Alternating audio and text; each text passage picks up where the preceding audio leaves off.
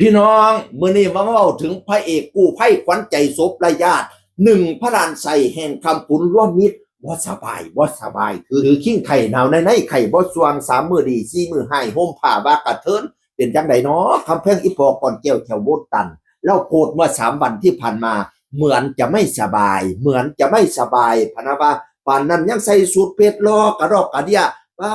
ดใจสีม่วง ปันเทพบุตรเทพดาปานพระอินทร์เสด็จลงมาอีพออีแม่ข่อย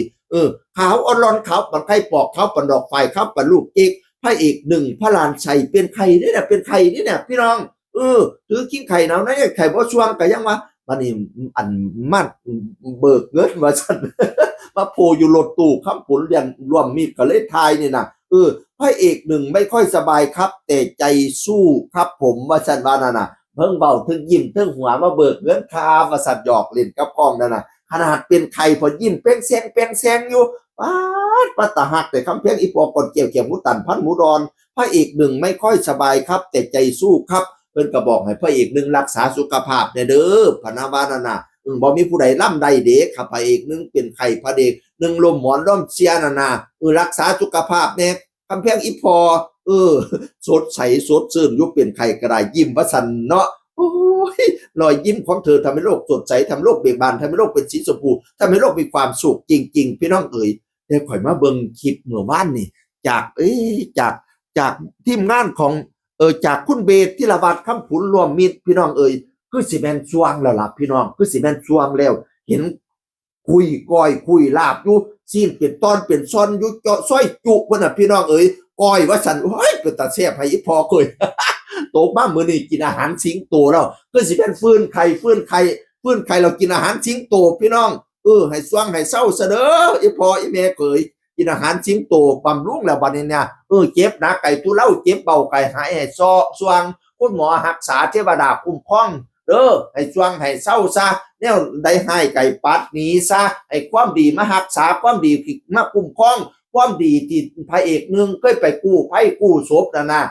อัน ความดีทั้งหลายมาเป็นปากการคุ้มครองปกป้องพระเอกหนึ่งพอล้านไส้ให้ปลอดภัยจากไข่เจ็บไว้ไข่เจ็บได้เด้อแนวบอดีกับปัดไปซอยกันเด้อปัดไปเสดอคอลมแต่ปีไก่กอตายแต่ปีกรกอลมตัวซ้ำควายกอตายตัวซ้ำสร้างให้ไก่ข้างดอกหางคิงปัดไปเสดอตัวนกฮูกมาปลูกเอาขวัญตัวตะวันมาปั่นเอาซิน ปัดไปเสดอคอเก็บแข้งอย่างทรายใหญ่มาใส่ทั้งกัวคอเจ็บทั้งหลังเจ็บทั้งหน้าเจ็บทั้งแขนทั้งขาเก้ากะมอมปัดไปเสดอตัวมันฝังในหูคอตัวมันงอในหูลินตัวลอยกินสิ้นตอนแนวบอดีปัดไปสักปัดไปเสดอติดไปอยู่ป่าไม่เลี้ยงไปอยู่เมี่ยงไม่อ่อนไปคล้องกินอยู่หญ้าไปคล้องถ่ายอยู่ดินพุ่น10 ปีอย่ามาถามกินข้าว9 ปีอย่ามาถามนอนน้ำบัดนี้เนี่ยนี่ไป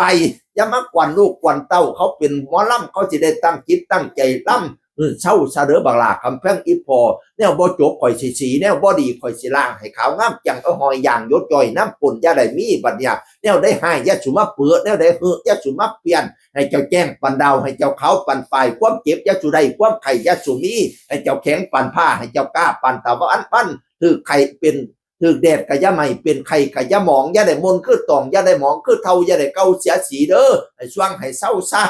เศร้ามืออื่นข่อยบ่ถือเศร้ามือฮื้อข่อยบ่เบาขัดสิเอาแท้ๆให้เศร้ามือนี่แน่นอนให้ลูกขึ้นสั้นยันให้สั้นขึ้นค่อนย่องให้ลูกขึ้นกินปลาให้ลูกหากินข้าวลูกเว้ากับพี่น้อง FC เศร้าซะกินอาหารจริงตัวแล้วเศร้าละพระเอกหนึ่งพระล้านไส้คำขุนหลวมมิตรเสียงอื่นคนเก่าเว้าสู่ฟังสวัสดีครับ